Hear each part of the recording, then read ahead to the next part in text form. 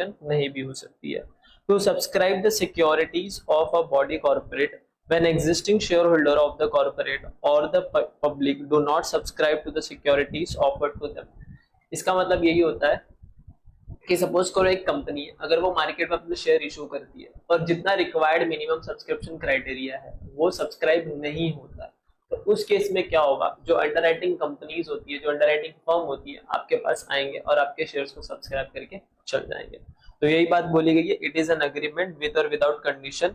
ये सब्सक्राइब करेंगे securities of a body corporate जब when existing share holder of the corporate, जो भी एग्जिस्टिंग शेयर होल्डर होंगे कॉर्पोरेट का, या तो वो या तो पब्लिक अगर सब्सक्राइब नहीं करे सिक्योरिटीज को जो उनको ऑफर की हुई है वो। अब मिनिमम सब्सक्रिप्शन रिक्वायर्ड है 90%, यानी अगर कोई भी कंपनी मार्केट में आती है, आईपीओ लॉन्च करती है, तो उसके आईपीओ को हम लोग वैलिड तभी मानेंगे जब मिनिमम 90% ऑफ द सब्सक्रिप्शन उसको पब्लिक से मिले। अगर मिनिमम 90% मिल गया तो वो लोग अंडरराइटर के पास नहीं जाएंगे, बट अगर मिनिमम 90% नहीं मिला तो उन लोगों को अंडरराइटर्स के पास जाना होगा और वहां से उनका जो लायबिलिटी बनेगा अंडरराइटर का वो निकालना होगा। तो ये वाले टॉपिक में हमको क्या करना होता है, ये वाले टॉपिक में हमें यही निकालना होता है कि नेट लायबिलिटी कितनी बनेगी ईच अंडरराइटर का। अगर एक अंडरराइटर तो सारा का सारा लायबिलिटी उसका हो जाएगा, अगर डिफरेंट अंडरराइटर्स है तो उसके कुछ फॉर्मूलाज होते हैं, फॉर्मेट होता है, वो फॉलो करोगे तो आपको पता चल जाएगा कि ईच अंडरराइटर को कितना मुझे लायबिलिटी पे करना है, यानी नंबर ऑफ शेयर कितने कितने अंडरराइटर कितने नंबर ऑफ शेयर हमको देके जाएंगे। अब देखो अंडरराइटिंग एग्रीमेंट, सब अंडरराइटिंग एंड ओवरराइटिंग। सब अंडरराइटिंग क्या होता है वो देख लो। सपोज करो एक कंपनी ए है, अब इसने एक अंडरराइटिंग फर्म अपॉइंट करी, इसने एक अंडरराइटिंग फर्म अपॉइंट की जिसका नाम है अंडरराइटिंग ए। अब इस अंडरराइटिंग फर्म ने क्या किया ना, अपने लायबिलिटी को कम करने के लिए बी सी डी ई इनके साथ एग्रीमेंट कर लिया। अंडरराइटिंग ए ने अपनी लायबिलिटीज को कम करने के लिए बी के साथ, सी के साथ, डी के साथ और ई के साथ, इन चारों के साथ क्या कर लिया, अपना एक एग्रीमेंट कर लिया। तो अगर इन फ्यूचर अगर कंपनी ए मार्केट में आईपीओ लेके आती है और अगर उसका आईपीओ अंडर सब्सक्राइब होता है तो वो किसके पास जाएगी, अंडरराइटर ए के पास जाएगी। तो ए क्या करेगा, बी के पास जाएगा, सी के पास जाएगा, डी के पास जाएगा और ई के पास जाएगा और उनसे कहेगा कि ये कंपनी का अंडरराइटिंग प्रॉपर नहीं हुआ है, कंपनी का आईपीओ प्रॉपर पब्लिश नहीं हुआ है, अंडर सब्सक्रिप्शन हो गया, तो जो लायबिलिटी बन रही है मेरी, मैं आप चारों के साथ मैंने भी एग्रीमेंट किया था, तो आप लोग वो नंबर ऑफ शेयर खरीद लो। तो जो बी और सी और डी जो है ना, इनको हम लोग बोलते हैं सब अंडरराइटिंग, क्योंकि ए बड़ा वाला अंडरराइटिंग और उसके नीचे ये लोग आते हैं, तो इनको हम लोग क्या बोलते हैं, सब अंडरराइटिंग। यही होता है ओवरराइडिंग कमीशन का एक कंसेप्ट। सब अंडरराइटिंग को हम लोग जो कमीशन देते हैं उसको बोलते हैं ओवरराइडिंग कंसेप्ट। ठीक है, आई होप आपको अंडरराइटिंग और सब अंडरराइटिंग समझ गया हो। आगे देखते हैं अभी अंडरराइटिंग कमीशन क्या होगा। अब देखो जो भी अंडरराइटर होते हैं वो लोग क्या ऐसी पॉकेट में आपका शेयर आके खरीदेंगे क्या, नहीं ना, वो लोग एक लायबिलिटी ले रहे हैं, वो लोग एक रिस्क ले रहे हैं कि अगर आप मार्केट में जाते हो, एक minute, okay, so they are taking one risk if you are going to the market, if any company going to the market and publish its IPO and if it is not subscribed fully as per required by the SEBI regulation, तो जो भी underwriters होगा वो लोग आपके share आके खरीद के उसको प्रॉपर आईपीओ की तरह लेके आएंगे, उसको वैलिड बनाएंगे। तो ये जो रिस्क है अंडर सब्सक्रिप्शन होने का, ये कौन ले रहा है, अंडरराइटर्स हो रहे हैं। तो उसके बदले में अंडरराइटर को कुछ तो चाहिए होगा ना, तो जो अंडरराइटर को जो चाहिए होता है, जो कंसिडरेशन उसके बदले में वो डिमांड करते हैं, वो कमीशन डिमांड करते हैं। तो दे वांट अंडरराइटिंग कमीशन। और ये अंडरराइटिंग कमीशन कैसे दिया जा सकता है, तो देख लो, either in paid in cash, आप कैश में पे कर सकते हो, या फिर फुल्ली पेड अप शेयर दे देना अंडरराइटर्स को, या फिर डिबेंचर में दे सकते हो, या फिर कॉम्बिनेशन ऑफ ऑल दिस, या तो कैश दे दो, या तो इक्विटी शेयर दे दो, या तो डिबेंचर दे दो, या तो इनका कॉम्बिनेशन दे दो। और जो भी आप कमीशन दोगे वो प्रोसीडिंग फ्रॉम द इशू, यानी अगर आपने कोई शेयर इशू किया उससे जो प्रोसीड आ रहा है वहां से भी पे कर सकते हो, और जो कंपनी का प्रॉफिट होगा आप वहां से भी पे कर सकते हो। तो उसके बाद commission paid does not exceed, important. अब जो भी आप कमीशन पे कर रहे हो ना उसकी लिमिट है।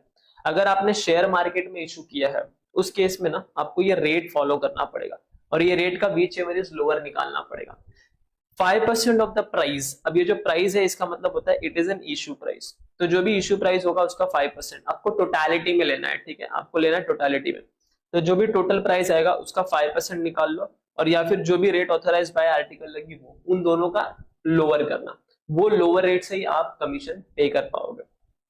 एग्जाम्पल का लिए देख लो, सपोज करो इक्विटी के केस में 5% है, ठीक है, और जो रेट ऑथोराइज हुआ है, सपोज करना है आपको इक्विटी के केस में कितना है 5%, इक्विटी के केस में 5% और जो रेट ऑथोराइज हुआ वो 3%। इस केस में आप कितना परसेंट कमीशन दे पाओगे? तो इस केस में आपको 5% और 3%, विच एवर इज लोअर 3%। तो 3% के रेट से आप क्या कर पाओगे? कमीशन पे कर पाओगे, ठीक है। वही इन केस ऑफ अगर डिबेंचर होगा तो ये जो 5% की रेट है वो 2.5% हो जाता है। तो 2.5% of the price at which debenture are issued और अमाउंट। अगर आपको लाइव एग्जांपल करके बताना है तो मैं लाइव एग्जांपल भी दे देता हूँ। सपोज करना है 10,000 शेयर्स थे जिसकी इश्यू प्राइस थी 20 रुपीज और एओए ने यानी आर्टिकल ऑफ एसोसिएशन ने जो रेट देके रखी थी कमीशन की वो देके रखी थी 8%, ठीक है। अब सबसे पहले मैं क्या करूंगा? रेट निकालूंगा और ये जो मैंने इशू किया इसके दो केस ले लेते हैं, केस नंबर 1, केस नंबर 2। एक केस ले लेते हैं कि मैंने इक्विटी शेयर इशू किया मार्केट में, एक केस ले लेते हैं कि मैंने डिबेंचर इशू किया। तो सबसे पहले आप रेट निकालोगे। रेट क्या निकालोगे? In case of equity rate कितना है? 5% और rate authorise by article which ever is lower. तो मैं बोलूंगा 5%, रेड वाला मार्कर ले लेता हूं, 5% और rate authorise by article of association. तो rate authorise by article of association कितना है? 8%, 8%। अब इन दोनों का मैं क्या करूंगा? लोअर करूंगा।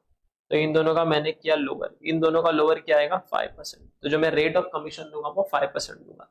5% किसका निकालूंगा? टोटल अमाउंट का। देखो 10,000 शेयर इशू किया है, इशू प्राइस है 20, तो 10,000 मल्टीप्लाई बाय आप 20 करोगे तो आपको आंसर आ जाएगा somewhere around 2 lakh rupees, 2 lakh rupees. तो आप 2 लाख का निकालोगे 5% तो आपको आंसर आ जाएगा 10,000 रुपीज। तो ये जो 10,000 है ये क्या बन जाएगा? मेरा रेट ऑफ कमीशन। और यही इन केस ऑफ अगर डिवेंचर है तो डिवेंचर के केस में रेट कितनी होती है? 2.5%। तो यहाँ पे सबसे पहले रेट का जो फंडा है वो निकालेंगे कि 2.5% और 8% जो कि रेट ऑथराइज बाय आर्टिकल है। रेट ऑथराइज बाय आर्टिकल 8% है और हम लोग का लिमिट कितना है? 2.5%। तो इसका करेंगे लोअर। जब इसका लोअर निकालोगे तो आपका आंसर आएगा 2.5%। तो इसके अंदर अमाउंट कितना आएगा? 2.5%, 2,50,000, सॉरी 2 लाख का 2.5%। तो हम लोग करेंगे 2 लाख का 2.5%, तो आपका आंसर आएगा 5,000 के अराउंड। चाहिए तो करके देख लेना, ये वाला चीज मैं कर लेता हूँ। 2 लाख 2.5%, 5,000 है। तो इस तरह से हम लोग को ऑथराइजेशन की, इस तरह से हम लोग को रेट ऑफ कमीशन देखना पड़ता है। आपको ये लिमिट याद होनी चाहिए। अगर मान लो यही उल्टा होता तो अगर यहाँ पे आर्टिकल ऑफ एसोसिएशन के अंदर रेट 2% दी होती तो हम लोग रेट कितना लेते हैं यहाँ पे कमीशन के लिए? फर्स्ट केस में यहाँ पे 2% हो जाता, ये 8% के जगह पे यहाँ पे 2% हो जाता, तो लोअर क्या तो हम लोग का 2%। तो हम लोग 2% के रेट से कमीशन निकालते। एंड सेकेंड केस में भी हम लोग 8% की जगह पे कितना लिख देते हैं? 2%। तो सेकेंड केस में भी 2% के रेट से हम लोग कमीशन फाइंड आउट करते हैं। ठीक है, समझ गया आपको ये वाला बात? चलो बढ़िया, आगे बढ़ते हैं। अभी आगे देख लो। Company shall not pay commission to any underwriter or securities which are not offered to public for subscription। अब एग्जांपल ले लो, 10,000 शेयर कंपनी को जाके मार्केट में पब्लिश करने थे, उसमें से उसने सिर्फ 5,000 ही मार्केट में पब्लिश किए। तो एज एन अंडरराइटर ये नहीं बोल सकता कि मुझे पूरे 10,000 पे कमीशन चाहिए। वो क्या कहेगा? वो कंपनी से आके ये नहीं कह सकता कि कंपनी मुझे पूरे 10,000 शेयर पे कमीशन चाहिए। कंपनी उसको कहेगी कि देखो भले हम लोग ने 10,000 का कॉन्ट्रैक्ट किया था, 10,000 नंबर ऑफ शेयर का कॉन्ट्रैक्ट किया था, बट मैंने मार्केट में पब्लिश कितना किया? 5,000। तो रिस्क कितना है मार्केट के लिए? 5,000 का ही रिस्क आपने उठाया। अगर 5,000 शेयर अंडर सब्सक्राइब होते तो आप रिस्क कितने का लेते? आके 5,000 का लेते। आप थोड़ी बोलते कि मुझे 10,000 पूरा दे दो, नहीं बोलते ना। तो इसके लिए इस केस में आपको ये बात याद रखनी है, जो शेयर पब्लिक को इश्यू नहीं की गए हैं, जो भी शेयर पब्लिक को मैंने इशू नहीं किया उसके ऊपर जो भी कमीशन बनेगा वो कमीशन हम लोग अंडरराइटर को पे नहीं करेंगे। यानी अंडरराइटर उस शेयर्स पे कमीशन नहीं मांग सकता जो शेयर हम लोग ने मार्केट में इशू नहीं किए। That's it. अब दो तरह के अंडरराइटर होते हैं, एक फुल अंडरराइटिंग होती है और एक पार्शियल अंडरराइटिंग होती है। कितने तरह की अंडरराइटिंग होती है? दो तरह का। एक होता है फुल अंडरराइटिंग, दूसरा होता है पार्शियल अंडरराइटिंग। फुल अंडरराइटिंग क्या होता है? Whole issue is underwritten by the underwriter. यानी एग्जांपल ले लो, आपने 10,000 शेयर्स का मार्केट में जाके इशू किया, तो जो भी अंडर राइटर होगा ना वो पूरे के पूरे 10,000 शेयर्स का क्या कर लेगा, अंडर राइटिंग एग्रीमेंट साइन कर लेगा। पूरे के पूरे 10,000 शेयर्स का वो अंडर राइटिंग कमीशन ले लेगा, यानी अंडर राइटिंग एग्रीमेंट जो भी बनेगा वो साइन कर लेगा। क्या कर लेगा, वो साइन कर लेगा।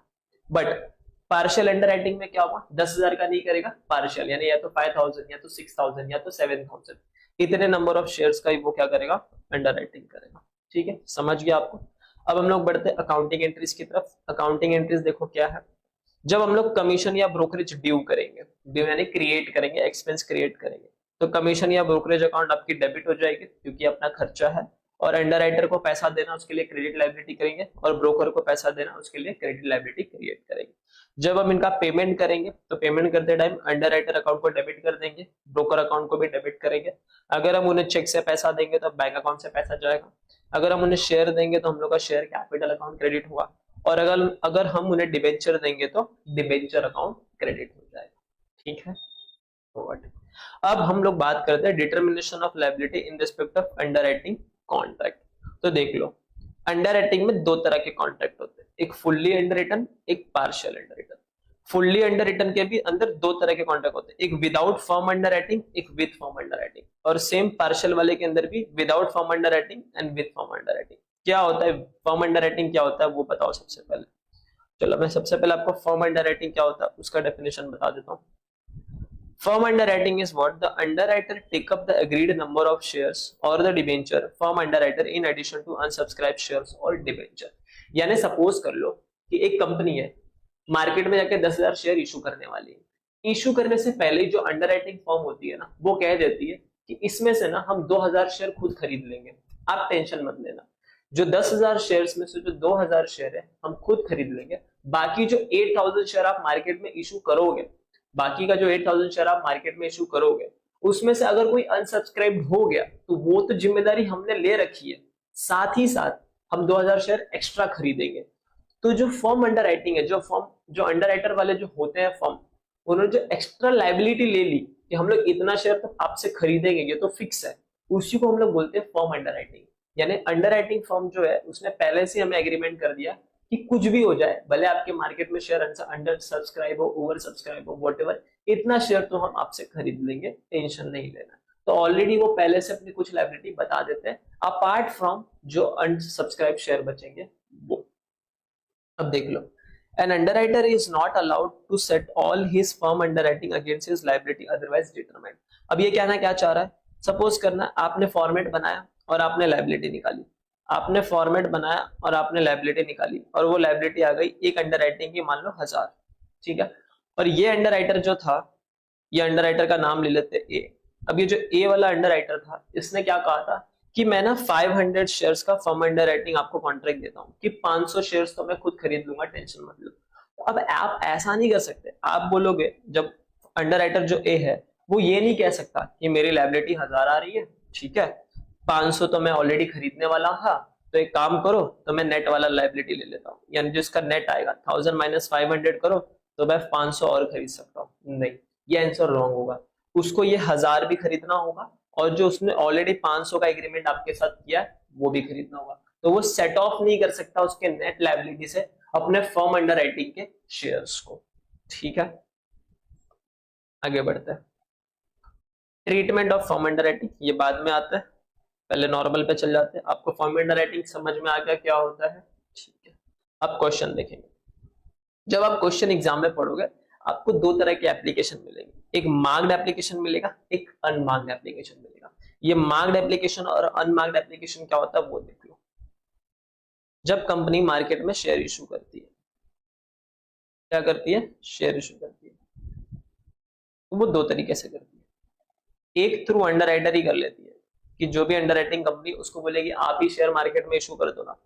तो जब थ्रू अंडर राइटर होता है ना, तो वो जो लोगों को एप्लीकेशन फॉर्म देता है ना, उस एप्लीकेशन फॉर्म पे अंडर राइटर का नाम लिखा होता है, अंडर राइटर का नाम होगा, स्टैंप होगा, ये सारी चीजें होगी, ठीक है। तो जिसपे अंडर राइटर का नाम और स्टैंप है उसी एप्लीकेशन को हम लोग बोलते हैं मार्क्ड एप्लीकेशन। क्या बोलते हैं, मार्क्ड एप्लीकेशन। ये चीजें समझिए आप, ठीक है। दूसरी चीज, दूसरा ये है कि कंपनी खुद से देती है मार्केट में शेयर, ओन इशू कर लेती है। जब ओन इशू करेगी तो जो एप्लीकेशन होगा ना उस पे किसका नाम होगा, कंपनी का नाम होगा, कंपनी का स्टैंप होगा, ठीक है, कंपनी का नाम होगा, कंपनी का स्टैंप होगा। उस केस में जो एप्लीकेशन होता है उसको हम लोग बोलते हैं अनमार्क्ड एप्लीकेशन। क्या बोलते हैं उससे, अनमार्क्ड एप्लीकेशन, ठीक है। समझ गया दो प्रोसीजर आपको। अगर वो थ्रू अंडरराइटर जाएगी तो जो भी एप्लीकेशन आएगा वो अंडरराइटर के अंदर आ रहा है तो उसको मार्क्ड एप्लीकेशन कहेंगे, और जो एप्लीकेशन कंपनी खुद इशू करती है जिसके अंदर कोई अंडरराइटर बीच में आ ही नहीं रहा उसको बोलते हैं अनमार्क्ड एप्लीकेशन। ये कैसे समझेगा, एग्जाम में लिखेगा कि हैविंग स्टैम्प्ड, तो जहां पे हैविंग स्टैम्प वर्ड यूज हुआ मतलब समझ लेना वो मार्क्ड एप्लीकेशन है, जहां पे बोला नॉट हैविंग स्टैम्प मतलब समझ लेना वो अनमार्क्ड एप्लीकेशन है, ठीक है।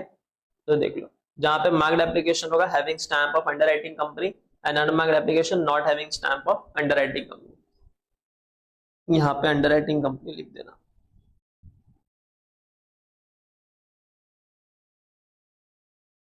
ठीक है। अब केस नंबर 1 देखते हैं। सबसे पहला केस 1, केस नंबर 1 देखो, when the issue is fully underwriter, when the issue is fully underwriter और सिंगल अंडरराइटर है। मान लो 10,000 शेयर मेरे को मार्केट में इशू करने थे, मुझे 10,000 शेयर मार्केट में इशू करने थे, और एक अंडरराइटर के पास जाता हूँ और उसको बोलता हूँ देखो दोस्त मेरे को ना ये 10,000 शेयर मार्केट में इशू करने हैं बट मुझे डर लग रहा है कि अंडर सब्सक्राइब ना हो जाए, तो वो अकेला बंदा पूरा शेयर का जिम्मेदारी ले लेता है, यानी वो अकेला अंडरराइटर बन जाता है। तो उस केस में क्या होगा, means one person is the only underwriter so entire credit is given to that one person. तो इस केस में क्या होगा, जो भी मार्क्ड एप्लीकेशन आएगा, जो भी अनमार्क्ड एप्लीकेशन आएगा, सबका क्रेडिट उसको हम लोग दे देंगे। तो हम लोग उसकी नेट लायबिलिटी कैसे निकालेंगे, सबसे पहले लेंगे ग्रॉस लायबिलिटी कि उसकी लायबिलिटी बनती कितनी है। जैसे एग्जांपल में देख लेते हैं, उसकी लायबिलिटी बन रही थी 10,000 शेयर मार्केट में इशू किया, उसमें से 2,000 शेयर मार्क्ड एप्लीकेशन है यानी 2,000 शेयर उसके थ्रू हमको मिल गया, 3,000 शेयर अनमार्क्ड है यानी कंपनी ने खुद ने इशू किया। तो उसकी लायबिलिटी कितनी बनेगी, अरे सिंपल है ना, 10,000 में से 2,000 सब्सक्राइब हो गए, 3,000 कंपनी ने खुद ने सब्सक्राइब कर लिया, तो उसको कितना लेना पड़ेगा, 5,000 लेना पड़ेगा। तो वही निकलेगा 10,000 माइनस 2,000 माइनस 3,000। और अगर आपको ये फॉर्मेट यूज करके निकालना है, ये फॉर्मूला ड्रिवन है, आप ग्रॉस लायबिलिटी ले लो, उसमें से माइनस कर दो मार्क्ड एप्लीकेशन और माइनस कर दो अनमार्क्ड एप्लीकेशन, ठीक है। तो आपका केस नंबर 1 खत्म, इतना सही है। अब केस नंबर 2 में जाते हो और यहां से इसी टाइप ऑफ वैरायटी के क्वेश्चन आपको एग्जाम में देखने मिल सकते हैं, केस नंबर 2 और केस नंबर 3 के रिगार्डिंग। केस नंबर 2, 3, 4 ये तो एकदम सिंपल सा छोटू वाला क्वेश्चन है, देख लो। केस नंबर 2 क्या कह रहा है, when the issue is fully underwriter, जब आपका इश्यू पूरा ही अंडरराइटर है, बट यहाँ पे ना मल्टीपल अंडरराइटर है, यानी एक शेयर्स एक कंपनी क्या करती है मल्टीपल अंडरराइटर को पकड़ती है, जैसे A B C D P Q R S ऐसे करके वो मल्टीपल अंडरराइटर्स को पकड़ती है।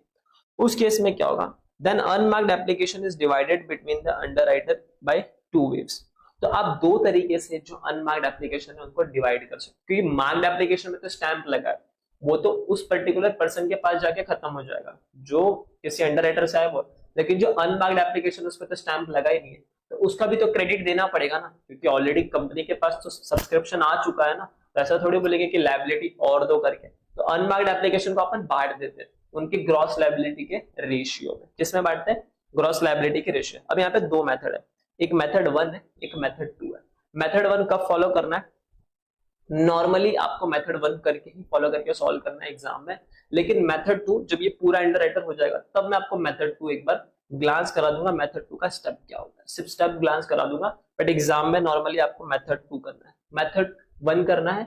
मेथड 2 कब फॉलो करना है, जब कुछ वर्ड्स ऐसे लिख के आएंगे तो मैं आपको बता दूंगा कब मेथड 2 लगता है। तो देखो मेथड 1 क्या बोल रहा है, whatever is the unmarked application is divided between the underwriting in the ratio of gross liability of individual underwriter। तो उनकी जो ग्रॉस लाइबिलिटी होती है, जैसे मान लो एग्जांपल 10,000 शेयर्स थे और इसके अंदर 3 बच्चे आ गए, 3 अंडरराइटर आए ए बी सी। ए ने बोला मैं 30% लूंगा, बी ने बोला 40 लूंगा और सी बोला 30% लूंगा। तो इनकी ग्रॉस लाइबिलिटी क्या होगी, अब क्या करोगे, आप बोलोगे 10,000 multiply by 30%, 30,000, 10,000 multiply by 40%, 40,000 and 10,000 multiply by 30%, 30,000। तो ये 30,000, 40,000, 30,000 यानी ग्रॉस लाइबिलिटी है without getting effect of marked and unmarked application. ठीक है, समझा ये चीज। आगे देखो स्टेप्स टू फॉलो। अब ये स्टेप्स आपको फॉलो करना है जब आप एग्जाम में क्वेश्चन सॉल्व करो।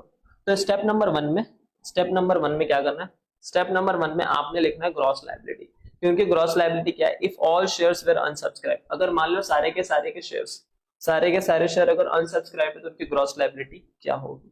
फाइंड आउट करना उनका रेशियो, क्वेश्चन नंबर जैसे आप क्वेश्चन पढ़ोगे उनका सबसे पहले रेशियो फाइंड आउट करना, ठीक है। अगर उनका रेशियो नहीं लिखा हुआ है और उन सबकी ग्रॉस लायबिलिटी लिखी हुई है तो उससे आपको रेशियो बनाना पड़ेगा।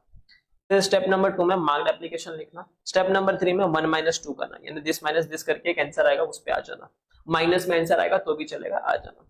स्टेप नंबर 4 में डिस्ट्रीब्यूट करना अनमार्क्ड एप्लीकेशन। अब आपको अनमार्क्ड एप्लीकेशन निकालना, वो कैसे पता चलेगा, आपको बोला जाएगा कि टोटल एप्लीकेशन इतना मिला, उसमें से मार्क्ड एप्लीकेशन इतना है, तो सारे मार्क्ड माइनस करना, आपको अनमार्क्ड एप्लीकेशन मिल जाएगा। तो डिस्ट्रीब्यूट करना unmarked application in the ratio of step 1। Step 1 मतलब ये जो स्टेप 1 में रेशियो निकल के आएगा उस रेशियो में आपको बांटना है। बांटने के बाद स्टेप 3 माइनस स्टेप 4 करना। अब यहाँ पे जो वैल्यू है उसमें से ये माइनस करना। माइनस करने के बाद अब अगर किसी अंडर राइटर की लायबिलिटी नेगेटिव आ रही है मतलब क्या हो गया, उसके पास ना ज्यादा सब्सक्राइब होके आ चुके हैं शेयर्स, तो उस नेगेटिव को क्या करना है, अपने को पॉजिटिव बनाना है।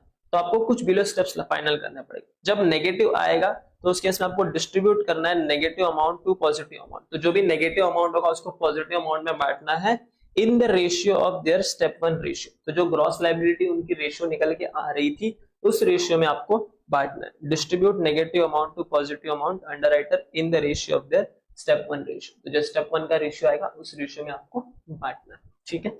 ये चीजें समझी। और यहाँ पे units until all amount comes to positive, तो जब तक सारे अमाउंट पॉजिटिव नहीं आए तब। अब सपोज करो एग्जांपल 4 अंडर राइटर थे, 2 अंडर राइटर का नेगेटिव आया, तो आपको क्या करना है, सबसे पहले एक अंडर राइटर का, जब 2 का नेगेटिव आया तो 2 का तो पॉजिटिव आया होगा, तो एक अंडर राइटर को बांटना, बचे हुए 2 पॉजिटिव में उसको नील करना। फिर दूसरे वाले अंडर राइटर को भी बांटना, बचे हुए 2 पॉजिटिव में उसको नील करना, ठीक है, 0 कर देना उनकी। तो जहां पे नेगेटिव है आपको एट द एंड उसकी नेट लायबिलिटी 0 लेके आ जाती है, ठीक है। इन केस ऑफ सिंपल एग्जांपल जहां पे फॉर्म अंडर राइटिंग पिक्चर में नहीं आता। अब जब भी ऐसा क्वेश्चन है आपको अपना डेटा इस फॉर्मेट पर बना लेना है। आप यहाँ पे अंडर राइटर लिख देना, यहाँ पे मार्क्ड एप्लीकेशन लिखना, यहाँ पे फॉर्म अंडर राइटिंग, अगर क्वेश्चन में फॉर्म अंडर राइटिंग है आपको यहाँ पे लिख देना है। टोटल कर देना इन दोनों का प्लस करोगे तो टोटल आ जाएगा, फिर टोटल ऑफ ए आएगा। यानी के बाद ऐड कर देना अनमार्क्ड एप्लीकेशन। अनमार्क्ड एप्लीकेशन कैसे आएगा, टोटल कितने सब्सक्राइब हुए उसमें से मार्क्ड, यानी ये मार्क का टोटल करोगे तो आपको अनमार्क का वैल्यू मिलेगा। वो जैसे ही आप ऐड करोगे आपको टोटल पता चल जाएगा कि total marked, form under writing और अनमार्क्ड कितने हैं, ठीक है। ये ऐड कर देना, it is a positive. Then आपको टोटल इशू यहाँ पे लिखने हैं और इसमें से जब इसका बैलेंसिंग फिगर निकालोगे तो आपको मिलेगा shares not applied, it is a balancing figure, ठीक है। ये होने के बाद आपको नॉर्मली ये वाले रेशियो में क्वेश्चन सॉल्व करना है। आपने ग्रॉस लायबिलिटी लिख ली, मार्क्ड एप्लीकेशन लिख लिया, बैलेंस आया, फिर माइनस किया unmarked application ratio of gross liability में, फिर जो भी बैलेंस आया, अगर कोई बैलेंस नेगेटिव आता है तो उसका क्रेडिट देंगे, उसको पॉजिटिव में करेंगे और लास्ट में आएगी आपकी नेट लायबिलिटी, ठीक है। क्लियर है यहाँ तक, चलो बहुत बढ़िया। अब calculating net liability when firm under writing is given. अगर क्वेश्चन में फर्म अंडर राइटिंग दिया हुआ है उस केस में आप नेट लायबिलिटी कैसे निकालोगे वो देखते हैं। तो फर्म अंडर राइटिंग क्या होता है वो मैंने बता दिया था। अब treatment of firm under writing, आपके पास 2 ऑप्शन है, एक ऑप्शन ए होता है, एक ऑप्शन बी होता है। ऑप्शन ए ये है कि आप फर्म अंडर राइटिंग को ट्रीट करो मार्क्ड एप्लीकेशन। क्या ट्रीट करो, मार्क्ड एप्लीकेशन। पहला ऑप्शन ये है कि फर्म अंडर राइटिंग को मार्क्ड एप्लीकेशन ट्रीट करो। दूसरा ऑप्शन ये है कि फर्म अंडर राइटिंग को अनमार्क्ड एप्लीकेशन ट्रीट करो, ठीक है। वापस बोलता हूँ, पहला ऑप्शन है फर्म अंडर राइटिंग को मार्क्ड एप्लीकेशन ट्रीट करो, दूसरा ऑप्शन है फर्म अंडर राइटिंग को अनमार्क्ड एप्लीकेशन ट्रीट करो। तो देख लो, जब आप ट्रीट करोगे, अगर आपने फर्म अंडर राइटिंग को मार्क्ड एप्लीकेशन ट्रीट किया तो आपका क्वेश्चन ऑफ फॉर्मेट कैसा होगा सॉल्व करने का, ये लिख दिया आपने अंडर राइटर के नाम, ये लिख दिया आपने टोटल, ग्रॉस लायबिलिटी लिख देना उनका रेशियो, माइनस करना marked application firm under writing के, आपको बैलेंस मिलेगा, फिर माइनस करना unmarked application ratio of gross liability, आपको एक बैलेंस मिलेगा। अगर कोई बैलेंस आपका नेगेटिव आ रहा है तो आपको बांटना है, क्रेडिट देना है, क्रेडिट देने के बाद ऐड कर देना लास्ट में फर्म अंडर राइटिंग, क्योंकि फर्म अंडर राइटिंग तो उनको करना ही पड़ेगा। और अपने नेट लायबिलिटी, ये देखो यहाँ पे जब आप माइनस करोगे ना मार्क्ड एप्लीकेशन विद फर्म, तो जो मार्क्ड एप्लीकेशन था उसमें ऐड करना फर्म अंडर राइटिंग, दोनों ऐड करके माइनस माइनस कर देना, ठीक है। और अगर आपने मार्क्ड एप्लीकेशन को अनमार्क्ड ट्रीट किया तो उस केस में कैसे करोगे सॉल्व, सेम ABC लिखना, टोटल करना, ठीक है, ग्रॉस लायबिलिटी लिखना उसका रेशियो, माइनस करना मार्क्ड एप्लीकेशन, आपको एक बैलेंस मिलेगा। ये बैलेंस मिलने के बाद आपको माइनस करना है unmarked application including form under writing. अब क्या करना, फॉर्म अंडर राइटिंग लेना, फॉर्म अंडर राइटिंग का टोटल, ठीक है, इंडिविजुअल नहीं, सबका फॉर्म अंडर राइटिंग का टोटल, अनमार्क का टोटल, दोनों को ऐड करना और ऐड करने के बाद ग्रॉस लायबिलिटी में बांट देना। वापस बोलो, फॉर्म अंडर राइटिंग का टोटल, अनमार्क्ड एप्लीकेशन टोटल, दोनों को करना है ऐड, ऐड करने के बाद ग्रॉस लायबिलिटी में बांट देना, जी रेशियो ऑफ जीएल पे बांट देना। जो भी बैलेंस आएगा अगर नेगेटिव आया तो उसको पॉजिटिव बना के पॉजिटिव बनाएंगे और बाद में फॉर्म अंडर राइटिंग में ऐड करके आपको मिल जाएगा नेट लायबिलिटी। ठीक है, यहां तक चीजें समझी। अब मैं एक आपको क्वेश्चन दिखा देता हूं, इसी के साथ साथ और ज्यादा अच्छे से क्लैरिटी आपको मिल जाएगा। क्वेश्चन देख लो।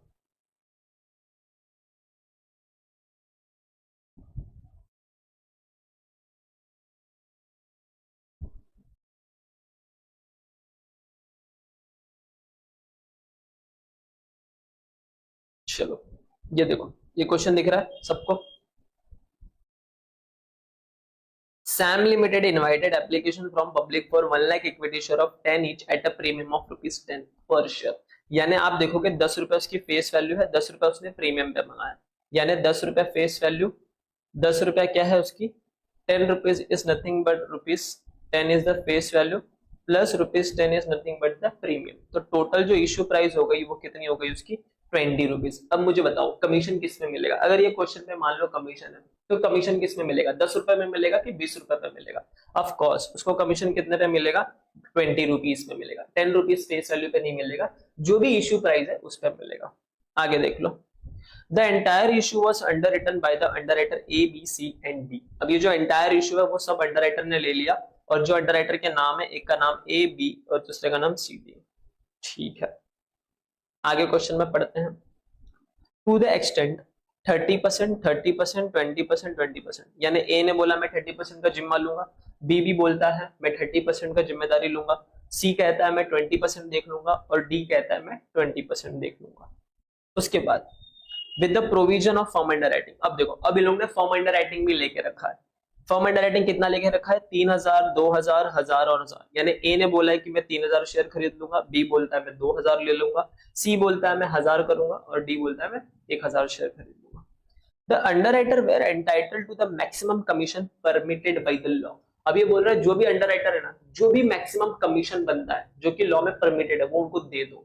ठीक है, इस केस में इक्विटी के केस में 5% और AOA which ever is lower, debt के केस में 2.5% और आर्टिकल ऑथराइजेशन में जितना रेट लिखा है वो विच एवर इज लोअर वो देंगे। क्वेश्चन में आगे देखो, the company received application for 70,000। अब यहाँ पे कंपनी को 70,000 का एप्लीकेशन आ गया है फ्रॉम पब्लिक से, आउट ऑफ विच जिसमें से application for 19,000, 10,000, 21,000, 8,000 were marked in favour. अब देखो यहाँ पे सामने से बोल दिया कि ये मार्क्ड एप्लीकेशन, यानी 19,000 ए का, बी का 10,000, सी का 21,000 और डी का 8,000, ये फेवर में मार्क्ड है रेस्पेक्टिवली। ठीक है, तो 70,000 में से 19, 10, 21, 8 ये मार्क्ड है, तो जो डिफरेंस बचेगा वो अनमार्क्ड हो जाएगा। कैलकुलेट करना है liability of each of the underwriter and also calculate underwriting commission. ठीक है, हमें लायबिलिटी भी कैलकुलेट करना है और अंडरराइटिंग कमीशन भी कैलकुलेट करना है, और जो rate of commission article of association ने दिया है वो कितना है, 8% का। अब देखो, अगर आप इस क्वेश्चन को पढ़ोगे ना तो ये वैग्यू क्वेश्चन यानी कंफ्यूजन है। इसमें क्वेश्चन में बोला ही नहीं है कि फर्म अंडरराइटिंग को आपको मार्क्ड एप्लीकेशन समझना है या फिर फर्म अंडरराइटिंग को अनमार्क्ड समझना है। तो अगर आपका क्वेश्चन ऐसा वैग्यू हो जाए ना तो आपको एग्जाम में तो दोनों तरीके से सॉल्व करके आने पड़ेंगे, उसके लिए कोई चॉइस नहीं है। बट जर्नली एग्जामिनर आपको बता देगा कि आपको फर्म अंडरराइटिंग को मार्क्ड कंसीडर करना है कि फर्म अंडरराइटिंग को अनमार्क्ड कंसीडर करना है। आपको क्वेश्चन 2 बार पढ़ना और अच्छे से समझना है कि फर्म अंडरराइटिंग को मार्क्ड कंसीडर करना है क्या क्वेश्चन में बोला है, या फिर फर्म अंडरराइटिंग को अनमार्क्ड कंसीडर करना है ये क्वेश्चन में बोला है। Got it? यहां तक आपको चीजें समझी। अब देख लो इसका सॉल्यूशन देख लो, मैं आपको सॉल्यूशन भी दिखा देता हूं।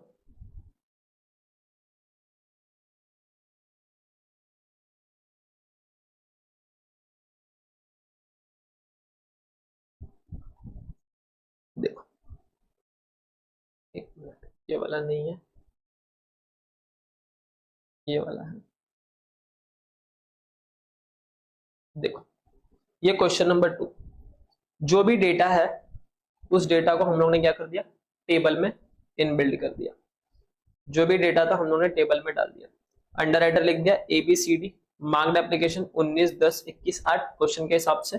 Firm under writing 3 2 1000 7000, total 22 20। अभी देखो ये 19 प्लस 3 करोगे तो आपको 22 मिलेगा, 10 प्लस 2 करोगे आपको ये मिलेगा 12। ये दिस प्लस करके हम लोग को ये वाली वैल्यू डिराइव्ड हो गई। 65 कैसे आए, इन सबको ऐड करोगे तो 65 आ जाएगा। अब अनमार्क्ड निकालना है तो क्या करेंगे, 70,000 का हम लोग का टोटल एप्लीकेशन मिला था, उसमें से मार्क्ड है, ये देखो ये पूरे मार्क्ड एप्लीकेशन, मार्क का टोटल कितना है 58,000, तो 70 माइनस 58 करोगे तो आंसर कितना आ जाएगा 12,000।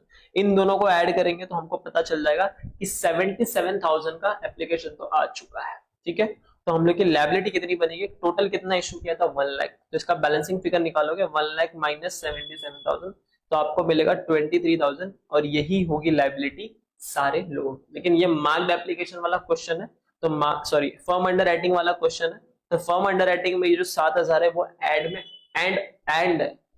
में ऐड हो जाता है और हम लोग को नेट लायबिलिटी बनती है। तो मार्क्ड एप्लीकेशन में आपको याद रखना है ये 23,000 भी आएगा और ये 7,000 भी आएगा, यानी 30,000 क्या बनेगी नेट लायबिलिटी बनेगी। ठीक है, अगर हम लोग क्वेश्चन में आगे बढ़ते हैं तो देख लो फर्स्ट वाला जहां पे आपने कंसीडर किया under writing as marked application का, तो सबसे पहला पर्टिकुलर ABCD और टोटल आपने ग्रॉस लायबिलिटी लिख ली। ग्रॉस लायबिलिटी कितना है 30 30 20 20, टोटल 1 लाख हो गया। जैसे कि क्वेश्चन ने बोला था 30% 30% 20% 20%, तो मैंने 1 लाख का 30% ऐसे करके आंसर निकाल लिया। फिर मैंने क्या किया, marked and unmarked marked application को, जो भी फर्म अंडर राइटिंग है उसको कंसीडर किया मार्क्ड एप्लीकेशन, दोनों को ऐड करके माइनस किया। ये देखो हम लोग ने दोनों को ऐड करके आंसर ऑलरेडी ऊपर निकाला है, तो ये वाले वैल्यूज को हम लोग ने यहाँ से माइनस कर दिया। जैसे ही आप माइनस करोगे आपको एक वैल्यू मिलेगी 8 18 माइनस 2 11, रहने देना एज इट इज, रहने देना, कुछ नहीं यहाँ पे करना। फिर आपको अनमार्क्ड एप्लीकेशन माइनस करना है, लेकिन जो अनमार्क्ड माइनस करोगे वो रेशियो ऑफ GL में माइनस करोगे। अनमार्क कितना है 12,000, इस 12,000 को आप रेशियो में डिस्ट्रीब्यूट करोगे। कौन से रेशियो में, रेशियो कितना था हम लोग का 33:2, यानी अगर आप रेशियो देखोगे 33:2 का हम लोग का रेशियो था। तो इस 12,000 को आप 33:2 के रेशियो में जब बांटोगे, रेशियो में कैसे बांटना है, एकदम सिंपल 33:2 में इन सबका टोटल कर लेना 10 आएगा, तो 10 नीचे लिख देना। ठीक है, और एक को 3 देना है, तो इसको जब सॉल्व करोगे तो आपको आंसर आएगा 3,600। ए का, वैसे बी का, सी का, डी का, ये सबका आपको निकालना पड़ेगा। ठीक है, देख लो तो मैंने अनमार्क्ड एप्लीकेशन को रेशियो में बांट दिया। जब रेशियो में बांट के हो गया फिर मैंने लायबिलिटी निकाली, ये सॉल्व किया, मतलब दिस माइनस दिस किया तो ये आया, दिस माइनस दिस करके ये मिला, दिस माइनस दिस करूंगा ये भी माइनस है ये भी माइनस है, तो 4,400 पॉजिटिव अमाउंट आएगा।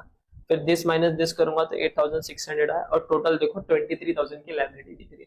बट अगर आप अभी यहाँ पे लायबिलिटी देखोगे तो एक में नेगेटिव बैलेंस आ रहा है।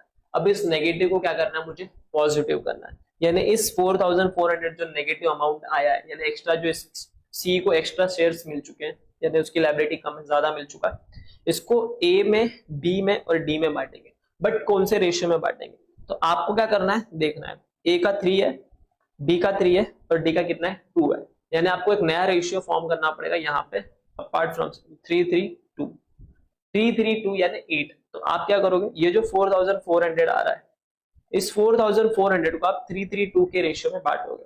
जब 332 के रेशियो में बांटोगे, अगर मैं कैलकुलेशन दिखाऊं तो ये 4,400 डिवाइड बाय 8, क्योंकि 3 प्लस 6 8 मल्टीप्लाई बाय 3, एक आंसर आएगा, ये जाएगा ए को।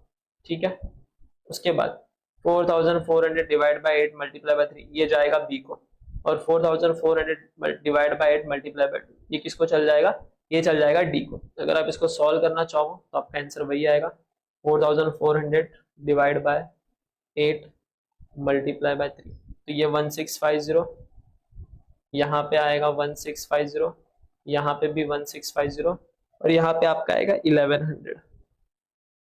तो देख लो, आप लायबिलिटी देखोगे तो वही बटा हुआ है, आपको जस्ट उसकी लायबिलिटी माइनस करनी है। 1650 यहाँ पे तो 4,400 बट गया, तो ये प्लस करके इसको नील कर देना, और 1100, तो आपका एक आंसर ये नील हो जाएगा। जब क्रेडिट बांटोगे ना, याद रखना आपका टोटल 0 होना चाहिए। ये होने के बाद फिर आपको सॉल्व करना है, इसको सॉल्व करोगे तो ये आएगा, इसको सॉल्व करोगे तो ये आएगा। इन दोनों को सॉल्व करोगे तो ये आएगा, इन दोनों को सॉल्व करोगे तो ये आएगा, और इसको तो 23। अब आपको क्या करना है, एंड में फर्म अंडर राइटिंग का अमाउंट ऐड कर देना। जैसे आप फर्म अंडर राइटिंग का अमाउंट ऐड करोगे 3000, 2000, 1000, 1000, ये कहां से दिखेगा, देखो टेबल में से दिखेगा 3211। तो आपने ऐड कर देना है 3211। जैसे ऐड करोगे टोटल अमाउंट आ जाएगा। टोटल अमाउंट आने के बाद आपको निकालनी है नेट लायबिलिटी। अब नेट लायबिलिटी कैसी होगी, इन दोनों को ऐड करो एक अमाउंट, इन दोनों को ऐड करो एक अमाउंट, ये तो एज इट इज है और ये तो एज इट इज। आपका देखो टोटल लायबिलिटी 30,000 आ गया। ये फर्म अंडर राइटिंग के केस में मैच होना चाहिए, ठीक है। तो आपको आई होप ये वाला चीज समझ गया होगा जब हम लोग फर्म अंडर राइटिंग को एज एन मार्क्ड एप्लीकेशन लेगा। अब अनमार्क्ड की भी कैलकुलेशन ले लो। इफ आई टेक, इसको मैं हटा देता हूं, ये चीजें याद रखना जब आप क्रेडिट बांटते हो तो, ठीक है। देख लो, if I will take case number 2, consider firm under writing as unmarked application. यानी आपने अब क्या किया, फर्म अंडर राइटिंग को अनमार्क्ड एप्लीकेशन कंसीडर किया, तो उस केस में क्या होगा, तो particular A B C D same gross liability आपको लिखनी है।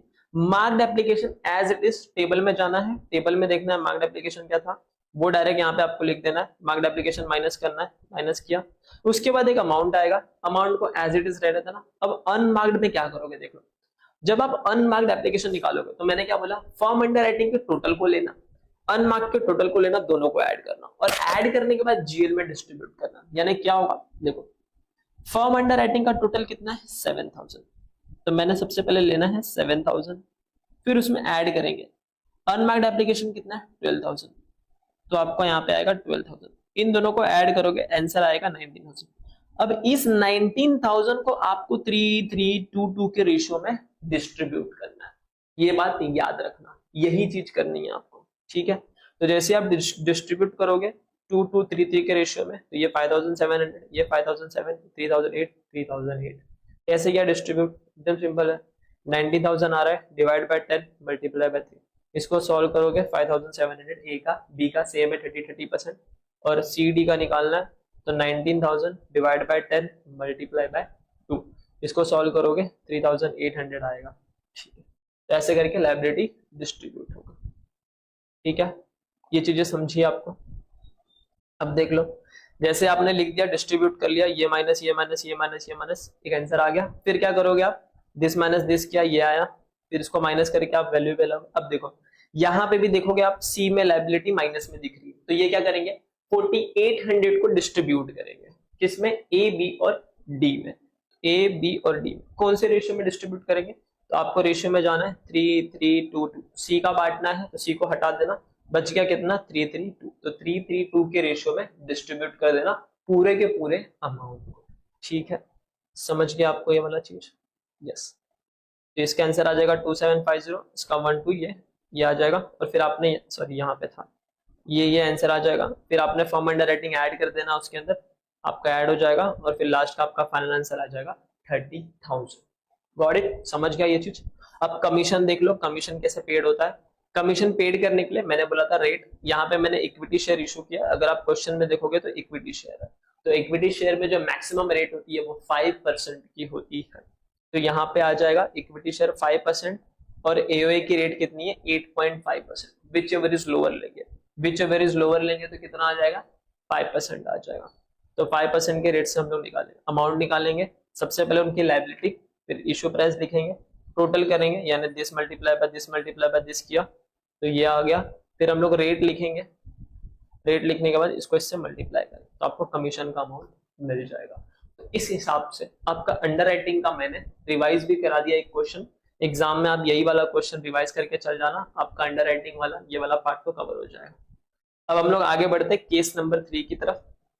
अगर part of the share issue हुआ है, if part of the issue of share और debenture is underwritten only by one underwriter, यानी कुछ पार्शियल ही शेयर आपका अंडररिटन हुआ है और एक अंडरराइटर ने किया है, तो उस केस में उसकी नेट लायबिलिटी कैसे निकलती है। अगर आपको उसकी नेट लायबिलिटी निकालनी है तो आप उसकी ग्रॉस लायबिलिटी लोगे, और ग्रॉस लायबिलिटी में भी same percentage of the issue, यानी उसने कितने परसेंट का अंडरराइटिंग लिया है उसमें से माइनस कर देना मार्क्ड एप्लीकेशन पूरा, तो जो भी लायबिलिटी आएगी वो उसकी लायबिलिटी बनेगी। बट आपको यहाँ पे एक बातें याद रखनी है, नोट क्या लिखा है नोट में, if marked application exceed or equal to the number of shares or debenture underwritten, if marked application exceed or equal to the number of share or debenture underwritten, मतलब or if all shares or debenture are subscribed, ठीक है, then underwriter is free from his liability and called be cannot be called करें, cannot be called करें, इसको कर देना cannot be, आपको ये नोट्स मिलेंगे उसमें cannot कर देना, cannot be called upon on the take up to any shares or debenture of the company। यानी ये क्या बोलना चाह रहा है वो समझो। पहले आपको ये सिखा देता हूँ, इसका लाइव एग्जांपल लेता हूँ। सपोज करना है आपको 10,000 शेयर्स, अब 10,000 की गाथा खत्म करते हैं, 20,000 शेयर्स लेते हैं। 20,000 शेयर्स मार्केट में इशू किया, ठीक है, एक अंडरराइटर को पकड़ा, बोला अंडरराइटर इधर आओ, वो अंडरराइटर आता है, हम लोग उसको बोलते हैं अंडरराइटर, मुझे ना कंपनी का अंडरराइटिंग कराना है। बोला ठीक है, तो वो बोल रहा है ना मैंने सिर्फ 60% का गारंटी लूंगा भाई, 60% से ज्यादा नहीं लूंगा। बोला ठीक है, ये लायबिलिटी है। तो हम लोगों ने उसकी ग्रॉस लायबिलिटी निकाली कि 20,000 का 60% कितना होता है, तो आंसर आता है 12,000, ठीक है, आंसर कितना आता है 12,000 आता है। अब हम लोगों ने बोला ठीक है शेयर मार्क देख लेना कितना क्या होता है, तो उसका मार्क्ड एप्लीकेशन निकाला, तो उसका मार्क्ड एप्लीकेशन निकल के आ गया 10,000, यानी 2,000 की जो लायबिलिटी बनती है वो हम लोग उससे वसूल करेंगे। पहला बात तो ये हो गया। दूसरी बात ये क्या कही गई है, नोट में क्या बोला गया, इफ मार्क्ड एप्लीकेशन एक्सीड और equal to the number of share और debenture underwritten. For example ले लो, उसकी लायबिलिटी कितनी बन रही थी 12,000 और जो मार्क्ड एप्लीकेशन आ गया वो भी 12,000 आ गया, तो क्या हम लोग उसके पास जाके बोलेंगे कि लायबिलिटी दो? नहीं बोलेंगे, उसका केस खत्म। मान लो मार्क्ड एप्लीकेशन ग्रॉस लायबिलिटी उसकी 12,000 बन रही थी और मार्क्ड एप्लीकेशन ही 14,000 आ गया, फिर भी बढ़िया है, तब भी जाके उसका गला पकड़ेंगे, क्या बोलेंगे कि अंडरराइटर करो? नहीं करेंगे, नहीं करेगा, वो बोलेगा कि भाई जितना बोला था उतना तो हो गया। Third case, marked application liability 12,000 की है, ठीक है, लेकिन आपने जो शेयर इशू किया वो 20,000 था और 20 के 20,000 शेयर सब्सक्राइब हो गए, कुछ मार्क्ड से हो गए, कुछ अनमार्क्ड से हो गए, तो क्या इस केस में भी जाके अपन उसका गला पकड़ेंगे? क्या नहीं पकड़ेंगे, उस केस में भी वो फ्री फ्रॉम हो जाएगा। तो इन दोनों केस में वो क्या हो जाता है, फ्री फ्रॉम हो जाता है। Underwriting is free from his liability and can not be called to be taken up by any shares. और आपको नेट लायबिलिटी जो निकालनी है इन केस ऑफ पार्शियल, वो इन दोनों का लोअर निकालना पड़ेगा। जो भी आप अमाउंट कैलकुलेट कर रहे हो अबाउ, यानी ये वाले फॉर्मूले से जो भी आप अमाउंट कैलकुलेट कर रहे हो वो, और balance amount to get application fully subscribed. For example आपने ऊपर अमाउंट कैलकुलेट किया, वो निकल के आ रहा है 2,000, यानी उसकी लायबिलिटी 2,000 हो रही है, लेकिन हम लोगों ने देखा कि बैलेंस सिर्फ 1,500 ही है, यानी 1,500 शेयर ही बच रहे जो अनसब्सक्राइब हुए। तो हम लोग जाके अंडरराइटर से क्या बोलेंगे कि आप कितने शेयर्स लो? हम लोग उसको बोलेंगे कि 2,000 लो।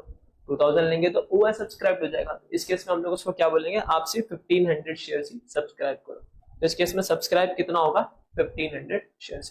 तो आपको इन दोनों का लोअर निकालना पड़ेगा।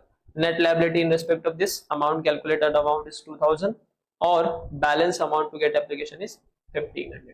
ठीक है, एक मिनट रुकना। तो ये जो समझ गए आपको लायबिलिटी लोअर लेनी है। किसकी लोअर लेनी है? या तो जो भी अमाउंट आपने कैलकुलेट की अबाव, या तो जो भी बैलेंस अवेलेबल है, यानी सब्सक्राइब करने में कितना बैलेंस अभी भी बाकी है, फुल्ली सब्सक्राइब होने में आपको दोनों का लोअर लेना है। एक बात आपको यहाँ पे और याद रखनी है, if nothing is mentioned about marked and unmarked application then do proportionate to get marked application. अगर मार्क्ड और अनमार्क्ड के बीच में डिफरेंस ही नहीं दिया कि मार्क्ड एप्लीकेशन कितना था, अनमार्क्ड एप्लीकेशन कितना था, तो आपको प्रोपोर्शनेट करना पड़ेगा। समझा नहीं सर, क्या प्रोपोर्शनेट करना पड़ेगा? सपोज करो 20,000 शेयर्स, ठीक है, and you taken the liability, आपने जो लायबिलिटी ली है, you taken the liability of 60%। और क्वेश्चन बोलता है कि एप्लीकेशन रिसीव्ड हुआ, क्या हुआ? जो भी एप्लीकेशन था वो एप्लीकेशन रिसीव्ड हुआ 14,000 शेयर्स का। अब हम लोग को निकालनी है लायबिलिटी। लायबिलिटी निकालने के लिए मैंने क्या बताया था कि आपको ग्रॉस लायबिलिटी लेना होगा, डैश से dash percentage of the liability minus dash percent, यानी यहाँ पे क्या होगा 20,000 का 60%, यानी 12,000 आपकी लायबिलिटी आएगी, माइनस करेंगे मार्क्ड एप्लीकेशन, इसमें तो मार्क्ड दिया ही नहीं है, तो आप क्या करोगे पता है, प्रोपोर्शनेट लेना पड़ेगा। यानी ये जो टोटल अमाउंट रिसीव हुआ है ना 14,000, इस 14,000 का 60% निकालना और 40% निकालना, यानी जो बैलेंस आएगा वो, तो जो 60% होगा ना 14,000 का 60%, इज समवेयर अराउंड 40,000 का 60%, 8,400। तो जो 8,400 आएगा ना, वो आपका बन जाएगा मार्क्ड एप्लीकेशन, ठीक है। और जो 40% आएगा, 40% कितना होगा, 14 टू 28, 56, निकाल लेते हैं, 40%, 5,600। तो ये जो 5,600 आएगा, ये आपका बन जाएगा अनमार्क्ड एप्लीकेशन, ठीक है। तो आपकी लायबिलिटी इस केस में क्या बनेगी, अगर मैं लायबिलिटी निकालना चाहूँ तो आप लोगे 12,000 माइनस मार्क्ड 8,400, तो आपका आंसर कितना आएगा, 3,600। 12,000 माइनस 8,400, ठीक है। तो इस तरह से आपको निकालना होगा जब भी मार्क्ड एप्लीकेशन अलग से नहीं दिया होगा, ठीक है। समझा ये वाला चीज। अब देखो आगे, अल्टरनेटिवली आप चाहो तो इसको ऐसे भी निकाल सकते हो, if you want to find out alternatively, तो अल्टरनेटिवली आप निकाल सकते हो। नेट लायबिलिटी अगर आपको निकालनी है तो जो भी इशूड होगा वो लेना, उसमें से माइनस करना सब्सक्राइब्ड, जितने सब्सक्राइब्ड होगा वो माइनस करना, तो एक अमाउंट आएगा, उस अमाउंट का परसेंटेज ऑफ अंडर राइटिंग, जितना अंडर राइटर ने लिया वो लेना। जैसे लायबिलिटी 40% था, ये एग्जांपल, ये छोड़, एग्जांपल पे ध्यान नहीं देना। केस नंबर 4 पे बाद में आएंगे। एक मून लाइट वाला आपको क्वेश्चन रिवाइज करा देता हूँ जो इसके रिगार्डिंग है, आपके स्टडी मैट में है वो क्वेश्चन, ठीक है। तो if you have the study mat, just open it. Moon light करके क्वेश्चन होगा, मून लाइट डिबेंचर,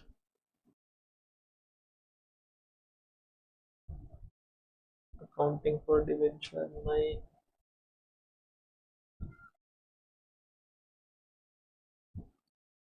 क्या है, पहले ईसॉप है,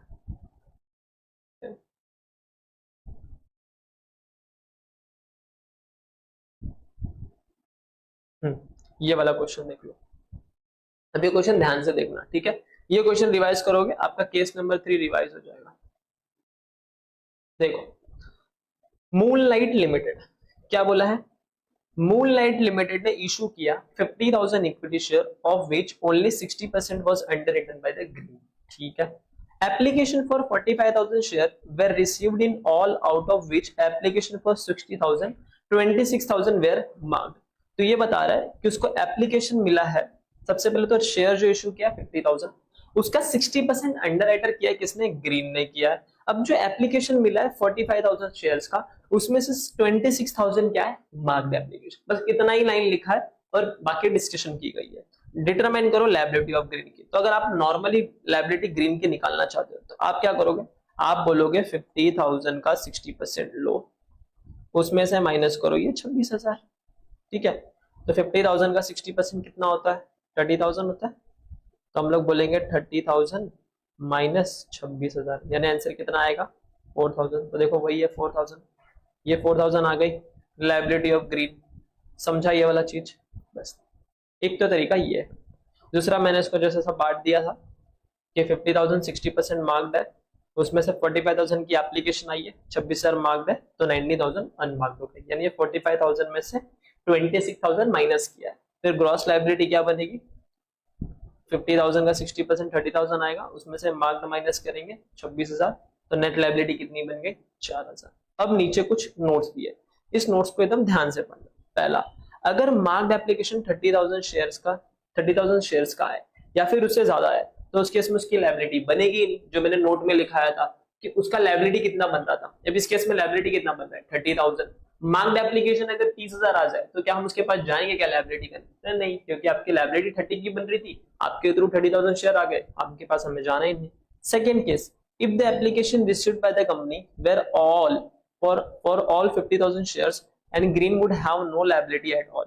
अगर मान लो जो एप्लीकेशन है वो 50,000 पूरे के पूरे की आ गई, तो क्या उस केस में भी जाएंगे क्या उसके पास, नहीं जाएंगे, क्योंकि पूरा हम लोग का शेयर सब्सक्राइब होगा। थर्ड चीज देख लो, if the application received by the company were for 48,000, अब यहाँ पे अगर हमको एप्लीकेशन 48,000 की मिल गई, तो बैलेंस कितना बच गया और सब्सक्राइब होने में, 2,000, और इसकी लायबिलिटी हम लोग ने कितने निकाली, हम लोग ने निकाली 4,000, बैलेंस कितना बच गया 2,000, तो इसमें से क्या लेंगे, लोअर लेंगे, तो इसका लोअर आंसर कितना आ रहा था 2,000। तो इस केस में उसकी लायबिलिटी कितनी बनेगी, 2,000 बनेगी, ठीक है। समझा ये वाला चीज आपको। एकदम बढ़िया तरीके से। यस, अब लास्ट में देखो, ये सम टाइम वही वाली पार्ट है जो मैंने आपको जस्ट बताया था। समटाइम्स समटाइम्स समटाइम्स समटाइम्स देखो, sometimes it may so happen that the information as the marked application and unmarked application may not be given in the problem. In that case you need to do a proportionate करके। अब ये मैं हटा देता हूँ, लगे हाथ आपको क्वेश्चन नंबर 6 पे चलो रिवाइज करा देता हूँ, ठीक है। तो मेरा मानना यही है कि अगर चीजें कर ही रहे हैं तो थोड़ा अच्छे से कर लेते हैं, है ना। ऐसे भी आप 2 के स्पीड में देख रहे हो, पता है मुझे वो बात। सर एग्जाम से पहले 2 के स्पीड में ही देखेंगे ना, 1 के स्पीड में थोड़ी देखेंगे। हाँ समझ सकता हूँ, don't worry, I am just doing मस्ती। देखो ध्यान दो, गुड्स अर्थ लिमिटेड ने इशू किया 30,000 6% debenture of 100 each. 60% of the issue was under written by the black, ठीक है, ब्लैक आता है, बोलता है 60% मैं लेके आऊं। अब एप्लीकेशन 28,000 के लिए उसको मिल चुकी है, इस केस में आपको लायबिलिटी निकालनी। तो मैंने जो दूसरा वाला फॉर्मूला बताया था ना, that issued minus subscribed multiply by 60%, जो भी उसका रेट होगा, देखो यहाँ पे वही किया गया। इशूड कितना है, ग्रॉस लायबिलिटी फॉर बैक। अगर 2 तरीके हैं, पहला तरीका आप अगर निकालना चाहो, जो मैंने आपको पहले बताया कि ग्रॉस लायबिलिटी निकालोगे 30,000 का तो 18,000 आएगा, 30,000 का 60% 18,000। उसमें से मार्क्ड एप्लीकेशन कितना, अब देखो इस क्वेश्चन में आपको मार्क्ड बताया ही नहीं, तो आप प्रपोर्शनेट करोगे। आप प्रपोर्शनेट क्या करोगे, ये लोगे 28,000 और इस 28,000 का आप 60% करोगे, तो आपका आंसर देखना 16,800 ही आएगा। करके दिखाता हूँ आपको, 28,000 मल्टीप्लाई बाय 60%, 16,800 आया। तो जो 16,800 है ये क्या हो गया, मार्क्ड एप्लीकेशन। अब आप क्या कर सकते हो, 18,000 माइनस 16,800, तो लायबिलिटी कितनी बनेगी 1,200, ये नेट लायबिलिटी आ गई। या फिर इसका निकालने का दूसरा तरीका जो मैंने अल्टरनेटिवली आपको बताया था कि आप पूरा इशूड ले लो, इशूड 28,000 है, माइनस करेंगे subscribe 28,000, sorry issued 30,000 minus subscribe करेंगे जो सब्सक्राइबर 28,000, तो इसका आंसर कितना आएगा 2,000। इस 2,000 का 60% निकाल लो, इसका आंसर भी आप देखोगे 1,200 ही आएगा। तो ये अल्टरनेटिव तरीके से भी आपका आंसर हो गया, ठीक है। समझा ये वाला चीज, वेरी नाइस। चलो अब हम लोग आगे बढ़ते हैं कंसेप्ट नोट्स में। केस नंबर 4 देख लो, उसके बाद एक मेथड 2 है, वो मेथड 2 में आपको जैसे डिस्कस कर दूंगा, फिर आपका चीज हो जाएगा। Case number 4, if part of the issue of shares और debenture is underwritten by the number of underwriter, यानी मोर देन, यानी पार्ट ऑफ द शेयर्स ही अंडरराइटिंग हुआ है बट एक से ज्यादा अंडरराइटर है, उस केस में आपको क्या करना है, सेम एज केस 2, जो केस 2 फॉलो करे थे ना सेम आना है, बस याद रखना है आपको यहाँ पे। But here gross liability is different, यहाँ पे ग्रॉस लायबिलिटी डिफरेंट आएगी एंड इग्नोर करना है यहाँ पे अनमार्क्ड एप्लीकेशन। यहाँ पे अनमार्क्ड एप्लीकेशन को छूना ही नहीं है, देखना ही नहीं है, इग्नोर करना है, और जो भी ग्रॉस लायबिलिटी है वहां पे डिफरेंट आएगी।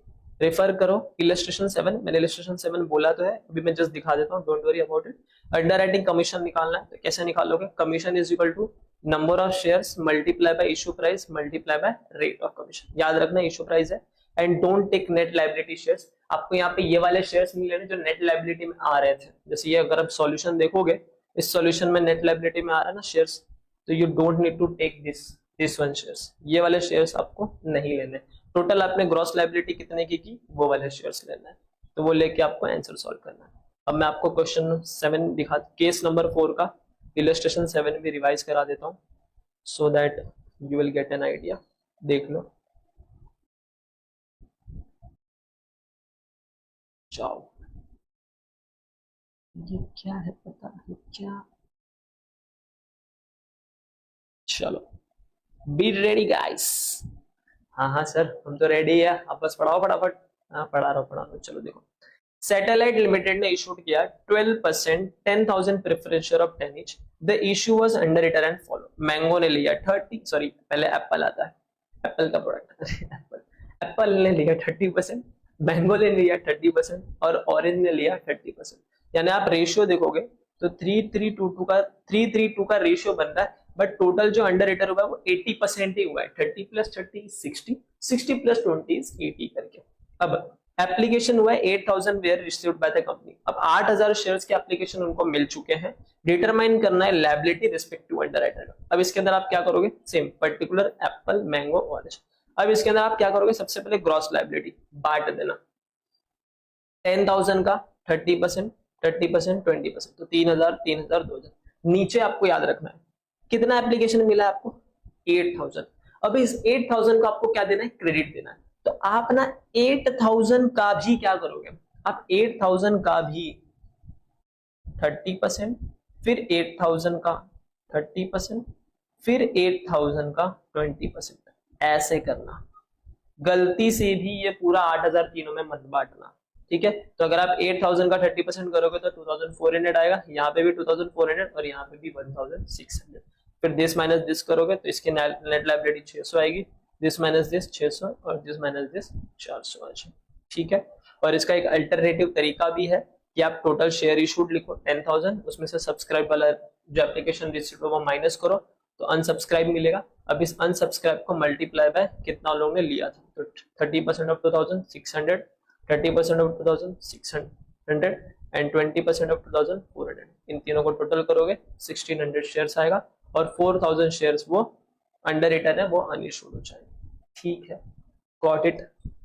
बस एक लास्ट चीज बची है, वो एक बार देख लो, फिर आपका ये अंडर राइटिंग कमीशन खत्म हो जाएगा एकदम। 2 मिनट में खत्म कर दो। देखो अब ना एक मेथड 2 होता है, मेथड 2 बोलता है आपको एक नया रेशियो निकालना है। कौन सा ratio, gross liability minus marked application करके।